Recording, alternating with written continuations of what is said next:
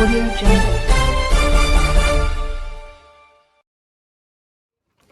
नमस्कार, आप देख रहे हैं प्रभात मंत्र। मैं रुपेश कुमार। इस समय फिर मैं आ चुका हूं धरना स्थल पर जैप के जवानों के पास।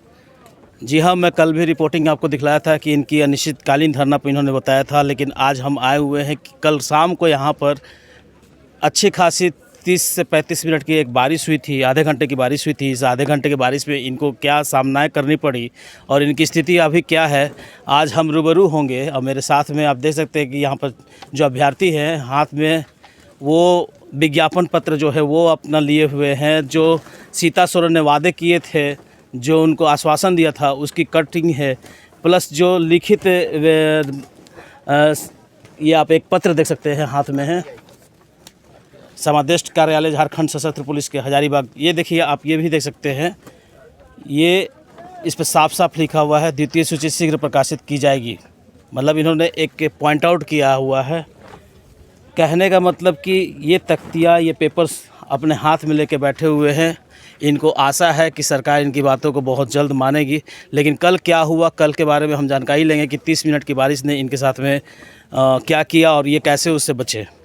जी, आपका नाम क्या हुआ? मेरा नाम अमित कुमार सिंह हुआ। कहाँ से? जब अभ्यर्थी जमशेदपुर जिला से मैं हूँ जी। कल शाम को काफ़ी बारिश हुई 30 मिनट तक। उसमें आपके साथ में कैसा आप लोग अनुभव हुआ? क्या कभी ऐसा रहे हैं आप? देखिए, कल अचानक जो है सो आंधी तूफान भी आया और साथ में बारिश भी हुई और जो टेंट शमियाने हैं सभी उड़ने लगे और जितने भी दरी है सब हम लोग किसी तरह समेट उमेट के बचे। काफ़ी परेशानियों का सामना करना पड़ा। सभी लड़के बाहर चले गए चूँकि ये टेंट गिरने का संभावना था।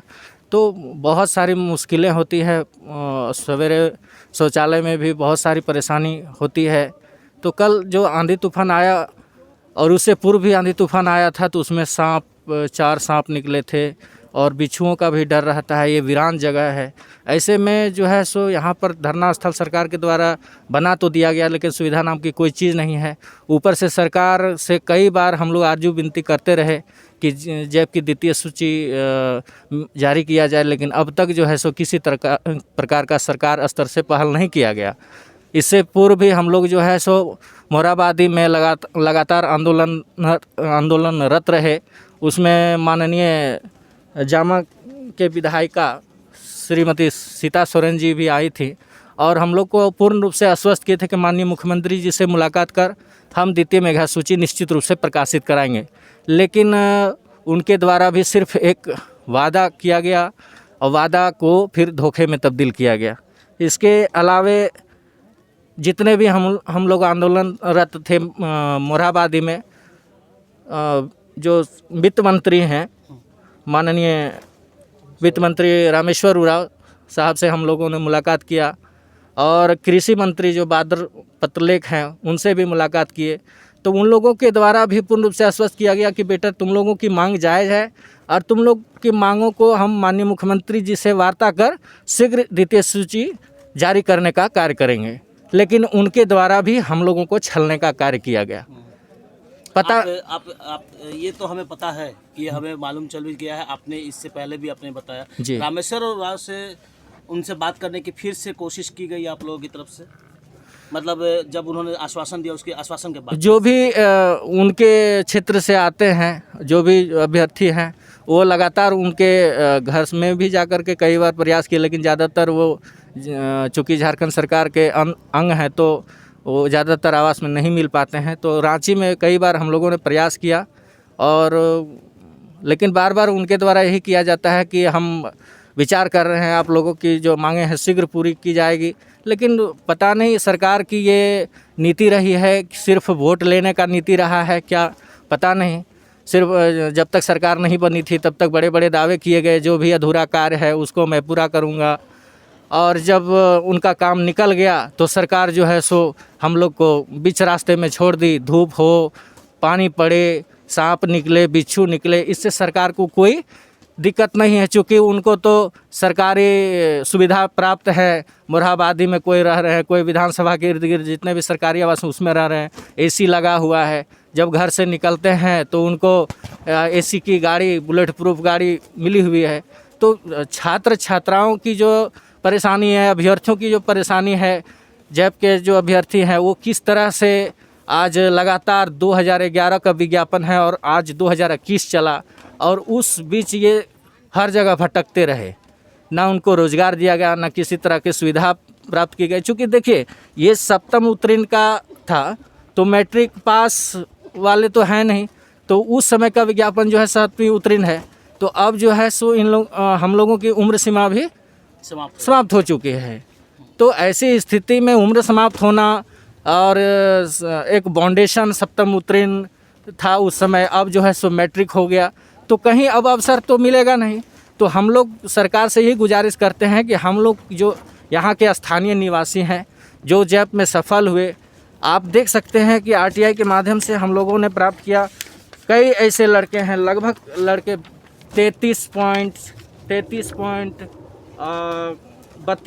31 पॉइंट इस तरह से, जो प्रथम लिस्ट जारी हुआ था उसमें 34 पॉइंट तक था, लेकिन उसके बाद जो है सो बहुत सारे लड़के 33 में भी घुसे और क्रमवार मेधा सूची निकाली जानी थी। लेकिन सरकार के द्वारा जो है सो पता नहीं कि उस समय तत्कालीन रघुवर दास थे माननीय मुख्यमंत्री के तौर पर, तो उनका क्या मानसिकता रहा, किस वजह से नहीं निकाले, वो रघुवर दास जी की मानसिकता ही बता सकती है। परंतु हम लोग तो माननीय मुख्यमंत्री श्री हेमंत सोरेन जी को इसलिए लाए थे ताकि जो है सो हम लोग की दुर्दशा, जो यहाँ स्थानीय जो हम लोग के आदिवासी मूलवासी जो भी लोग हैं, उनकी दुर्दशा को ये भली भांति समझेंगे। चूँकि ये झारखंड के ही माननीय मुख्यमंत्री रहने वाले, तो उनसे बेहतर यहाँ के जो परेशानी है, यहाँ की जो मानव दृष्टि से जो समस्याएं हो रही हैं, उनसे बेहतर कोई समझने वाला नहीं है। तो उसके बावजूद यदि सरकार पहल नहीं कर रही है, यहाँ के हमारे घर के अपने माननीय मुख्यमंत्री हैं, फिर भी वो हम लोगों की दुर्दशा, हम लोग की समस्या नहीं समझ पा रहे हैं, तो आखिर किस पर भरोसा किया जाए। मैं सरकार से प्रश्न करना चाहता हूँ माननीय हेमंत सोरेन जी कि महोदय, यदि आप हम लोगों की दशा नहीं समझ पा रहे हैं तो आखिर हम लोग किस पर भरोसा करें, आम जनता किस पर भरोसा करे, किसको मतदान करे जो हम लोगों के पक्ष में काम करे, हम गरीबों के लिए कार्य करें। आप ही बताइए कि आखिर चुनाव के पूर्व जो है आप सबको यही कहे कि आप लोग संघर्ष जारी रखें, ये सरकार आपको कुछ नहीं देगी, मेरी सरकार जब आएगी, हमारे जब कलम में ताकत होगी, तो मैं आप लोगों की जो समस्याएं हैं, जो भी कार्य अब तक पेंडिंग है, सबका निराकरण मैं करूंगा। माननीय मुख्यमंत्री जी से भी हम लोगों ने जब मोरहाबादी में आंदोलनरत थे, कई बार उनसे मुलाकात करने का प्रयास किया, लेकिन उनके प्रतिनिधि के तौर पर उनके दिशा निर्देश के तहत 14 सदस्यीय टीम जो है हम लोगों के पास भेजा गया था और 14 सदस्यीय टीम द्वारा पूर्ण रूप से आश्वस्त किया गया। उसमें गणमान्य लोग थे, माननीय विधायक थे, मंत्री थे। तो बताइए, यदि सरकार स्तर से इतनी बड़ी टीम गठित करके के भी हम लोगों के साथ छलने का कार्य करे, तो आखिर एक अभ्यर्थी यदि आप महोदय हम लोगों का नहीं संभाल पा रहा है, तो आप राज्य को किस हद तक संभालेंगे, यह एक विचारणीय प्रश्न है। जैसा कि आपने सुना कि काफ़ी सवाल है इनके पास और सवाल दाग भी दिया है माननीय मुख्यमंत्री हेमंत सोरेन जी से कि ये अपनी दर्द को या अपनी परेशानियों को किसके सामने में बयां करेंगे। तो आप देख सकते हैं कि इन चेहरों पर अभी भी आस है। कुछ लोगों की तो शायद करीब एज भी अब नज़दीक आ चुकी है कि जो क्वालिफाई नहीं कर पाएंगे। अब मान के चलते हैं कि एक सवाल और खड़ा होता है कि अगर द्वितीय रिज़ल्ट निकलती है, उसके बाद अगर किसी का अगर लैप्स कर जाता है एज, तो क्या उनको जॉब मिलेगी या नहीं मिलेगी, ये तो अब फ्यूचर ही में मालूम चलेगा। फ़िलहाल जो सवाल है वो सवाल कंठस्थ बना हुआ है कि ये अपनी परेशानियों का रोना कहाँ रोए, क्योंकि इनको जो परेशानियां हैं वो परेशानियां तो यहाँ के जो माननीय मुख्यमंत्री हमारे हेमंत सोरेन जी हैं उन्हीं के पास ये कर सकते हैं। तो फिलहाल आज के लिए इतना ही। ऐसे ही खबरों के साथ बने रहे। कैमरामैन राजू के साथ में रुपेश कुमार।